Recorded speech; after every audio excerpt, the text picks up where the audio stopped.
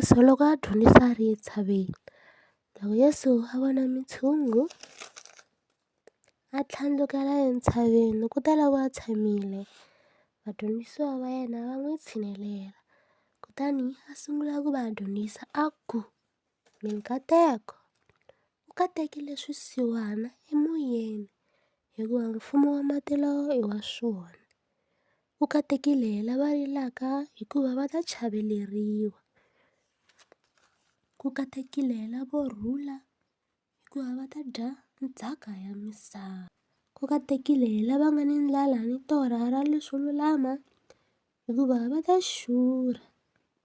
Ku katekile lava nga ni tintswalo hikuva va ta kombiwa tintswalo. Ku katekile lava nga ni timbilu leti tengeke hikuva va ta vona Xikwembu. Ku katekile lava tisaka kurhula hikuva va ta thyiwa vana va Xikwembu.